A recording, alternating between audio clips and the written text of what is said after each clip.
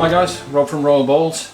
I had a request from one subscriber to show me working with many of the varied snakes that I have. I don't just keep ball pythons, I have a great variety of snakes, and he asked to see me handling and how to socialize various different types of snakes. So here we go. Hi guys, back in the snake room now. We've been a little bit busy here, a little bit of a revamp around the place earlier on. My son's leaving for university in a couple of weeks' time, so we've been moving some of his snakes from his room into the snake room here so that I'll be looking after them. We've got a couple of colubrids, we've got another green tree python, and we have a new snake from South America that I want to show you, and we'll incorporate that into talking a little bit about getting snakes accustomed to being handled, socializing snakes if you like. This is a yellow anaconda, and it's called Mellow. It's female. It's a little bit misnamed. Mellow it is not.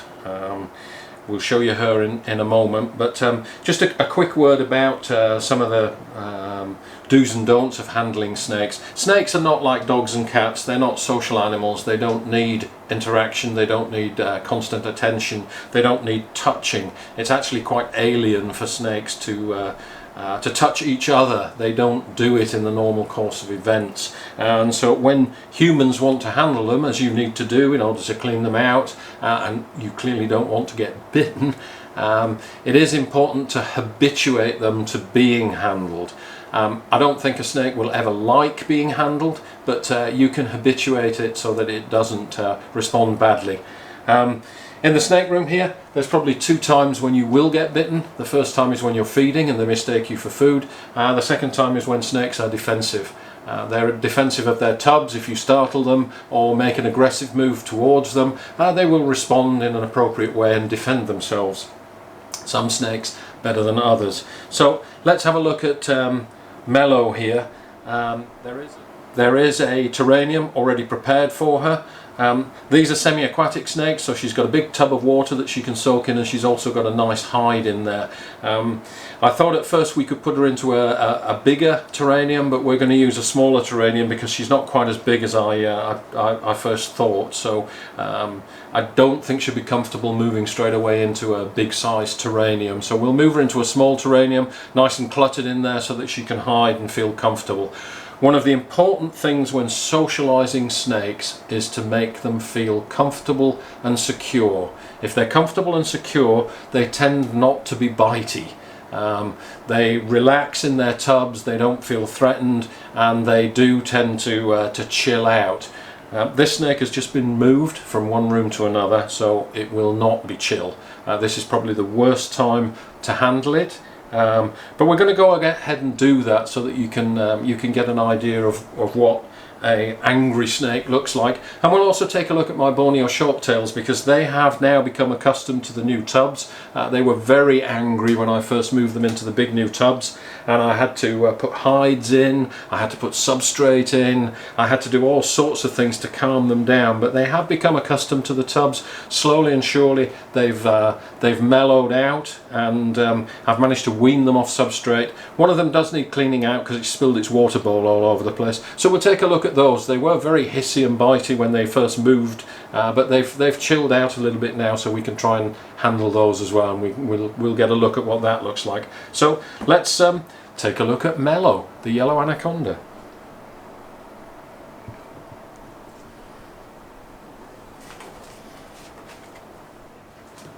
So this is Mellow. I haven't worked with this snake, so I don't know her character. My son has worked with her a little bit, but I do know from experience that she does tend to be a little bit snappy, quite a defensive snake, so she doesn't like to be handled. She's in the worst possible situation right now in that she's been moved. She doesn't know what's going on, so she will be stressed and she will tend to be bitey. Interesting thing about anacondas is that they can strike from any direction. Normally a snake will bite you, it'll come at you from the front, and if you put your hand in front of its face it will bite you. An anaconda can bite you when you're putting your hand behind its head. So that is something to watch out for with this snake. Always do your research, guys. So these snakes are very, very agile and can strike in pretty much any direction. I hope I don't demonstrate that to you today. We're going to attempt to put her into her terrarium, and we'll let her chill out there. So I'm not even, I don't think, going to attempt to handle the snake. I'm just going to put the tub down by her terrarium and kind of encourage her to move into her new terrarium so that we don't actually have to touch her. We'll give her a few days to settle down, and we'll see how we go. So let's move her over now. Okay, so the first thing that I've done is got down to ground level so that I'm not towering above the snake, which is very threatening for the snake. It does make me a little bit more vulnerable, but it shouldn't be quite as threatening to the snake, so hopefully the two will cancel themselves out. I'll be quite safe down here. So let's just see if we can usher her now into the new terrarium. She doesn't seem to be too agitated at the moment. Notice I'm using a snake hook. And we'll be extremely gentle with her, and we'll just try and coax her out now.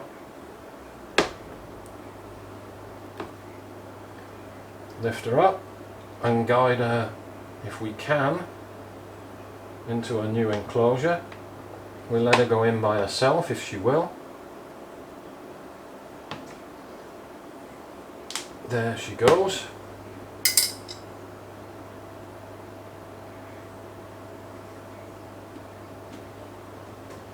That's nice. So I'm minimising the stress for the snake, and I'm minimising my own exposure to being bitten just until I get used to her, until she's a little bit more socialised. As I say, I've not worked with this snake, so we'll just let her do her thing. I don't want to freak her out. If I touched her tail now, for instance, she would definitely freak out. So we don't do that. If we need to encourage her, it looks like we don't. She's moving quite nicely there. But we could just use the snake hook again just to encourage her.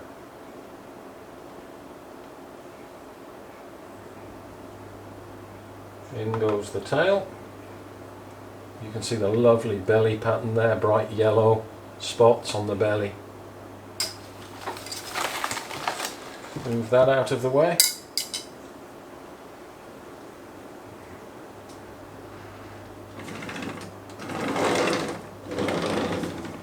And we'll close that.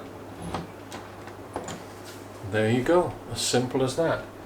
So I've minimised the stress to the snake, I've minimised my own exposure. We will try and socialise her and handle her, but as I said, this is probably the worst time for her. She's a bad-tempered snake anyway, and she's under stress because she's been moved into a new enclosure.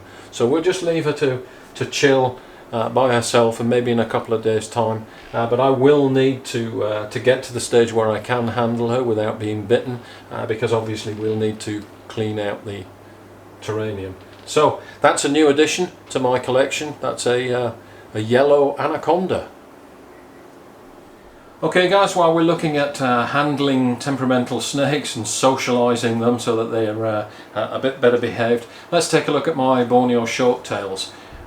I think you remember when we upgraded them to these new bigger tubs. They became very upset about the situation. They didn't like the new big tubs, and I ended up having to put a hide in for them, and also putting substrate in so that they felt comfortable. But you'll see now, several weeks later, that I've managed to wean them off the substrate. I don't like to use substrate, so they're back on paper, and they just have a hide here, and they've settled down extremely well. This girl is in shed, so I'll just lift the tub off, the hide off, so that you can get a look at her. You'll see that she is very milky. Her eyes have gone very milky. You'll see the tail is extremely milky, but she's quite relaxed. She's not hissing at me, and I can, in fact, if I'm extremely gentle, there, she's quite alert now. But this one, you can actually pick up, even though it's in shed, and handle her. She has the better temperament of the two snakes. She is a big ground dwelling snake, so it's important to make them feel secure when you pick them up. You do have to support their full body weight. But even in shed now, she's not resisting too much. She's quite comfortable and relaxed being held, so that you can see she has actually settled down quite nicely. So we'll just put this girl back. We'll put her in there and we'll give her a hide back so that she can relax. So we'll put the tub back.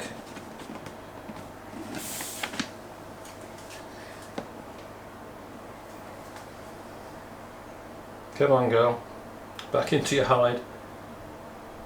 Now you can see that she is a little bit agitated. You can tell from her body language that she's had enough of that. Please put me back into my tub and let me relax and carry on shedding. So I'll move around this side of the tub because she's pointing that way. She can't see very well because her eyes are cloudy.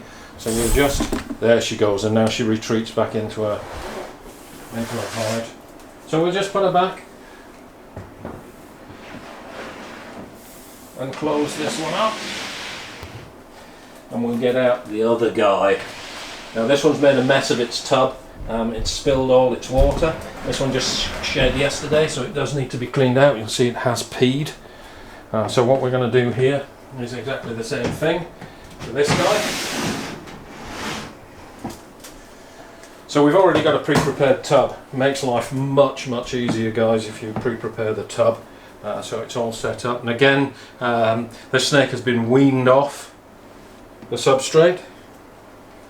It's taken a pee, and you can see that these guys here, when they pee, oh boy. So again, this one is the more temperamental of the two animals, but again, if I'm very gentle, I can actually reach in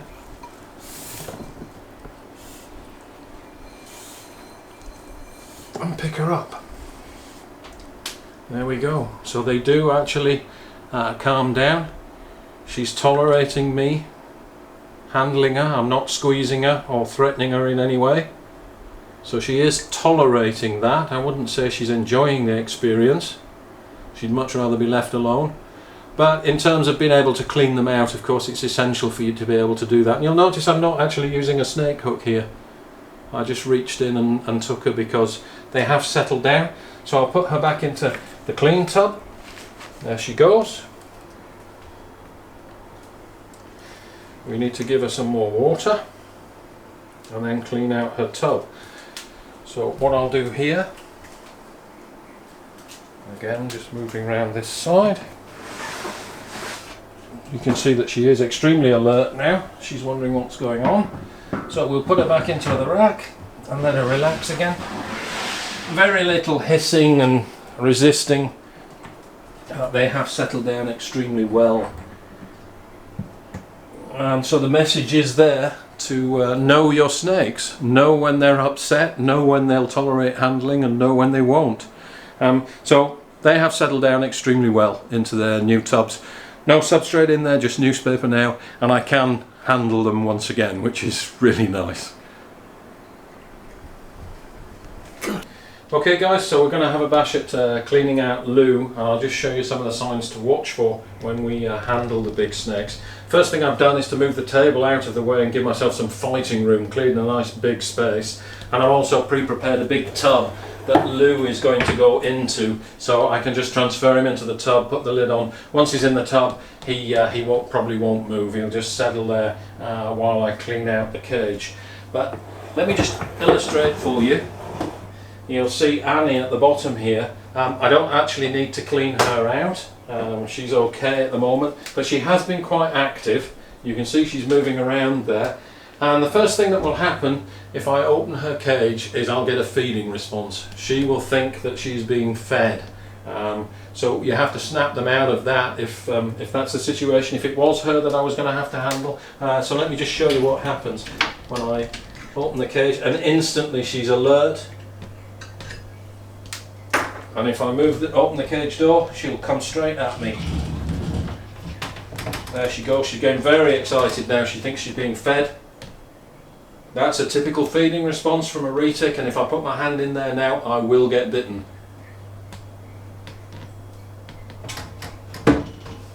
Okay, you can use the hook just to touch them. Let them know that they're not going to be fed. Okay.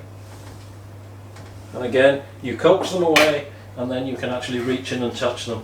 So if I needed to get her out now, I could actually handle her. Okay, so that's when the snake is hungry and it thinks it's being fed. That is a typical feeding response from a reticulated python. So if you get that response, don't put your hand in the cage. So we'll just let her settle down now. False alarm, she thought she was being fed and she wasn't. Now you'll see that Lou is actually asleep, he's resting here, which can actually make things easier or can make things a little more difficult if he refuses to budge. So I'm going to put the tub that I'm going to put him in down here, because we are going to get him out whether he likes it or not.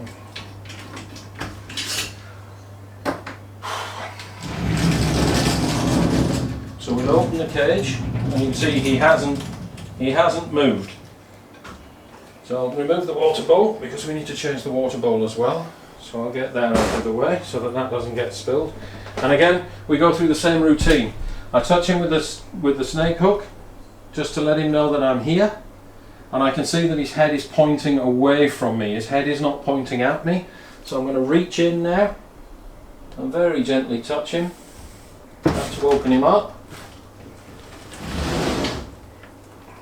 What I need to do is to get him moving away from me. You see his head's pointing at me now, so it's I'm in quite a vulnerable position if I put my hand in there. So again, I'm going to use the hook rather than my hand. Okay, he's quite interested now. Again, he's checking out to see whether he's going to get fed. So what we want to do is to just snap him out of that, let him know that he's not being fed, he's actually being cleaned out. So again, we try to get him moving away from us rather than pointing at us. He's going to be quite defensive of his cage, but once he starts to move away, then I can start to haul him out. He is quite a handful. Doesn't want to come out of his cage. So we put him in the tub, let him go in there, and you can see he is gripping my hand very tightly. We'll get the lid.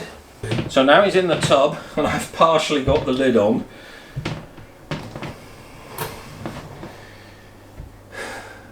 That is quite a workout, guys.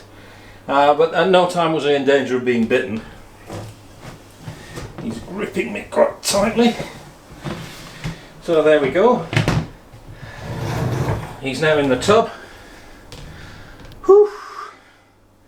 So he will stay there now. No need to put a lid or anything on there. I can just put the water bowl on top of the tub if I need to. But he's quite happy now just to sit in that tub. So pretty straightforward task now, just to clean out his enclosure. So that's it, guys. Different snakes require different techniques. Whew, that is a workout. He's a strong snake. But the aim is to make it as least stressful as possible for both you and for the snake. And make it a positive experience. Yes, big snake, strong snake, deserves respect. Okay, guys?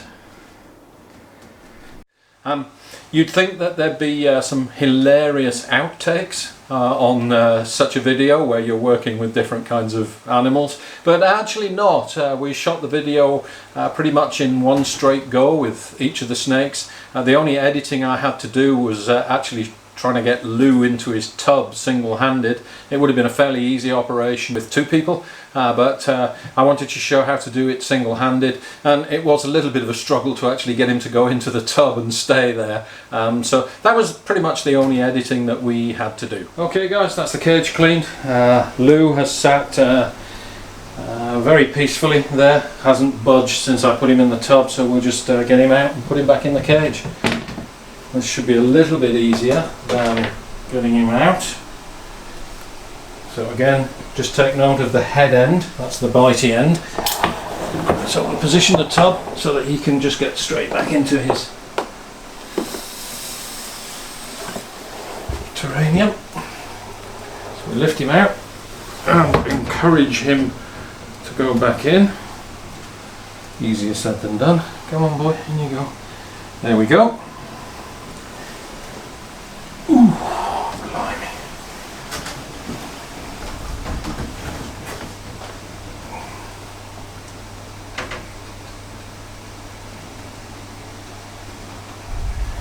And that's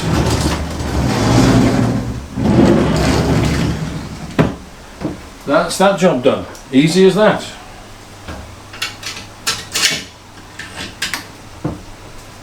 Okay guys, so I did handle the snakes solo, but obviously my son is here, he's doing the filming, so there was somebody else in the room. I would always advise when handling big snakes to make sure that there's somebody else around. Whilst you can manage them single-handedly, if anything should go wrong or you need help, you need to have somebody else around. So 2 people with big snakes. Okay guys, I'm going to go sit down and have a rest. Thanks for watching, hope you enjoyed the snakes.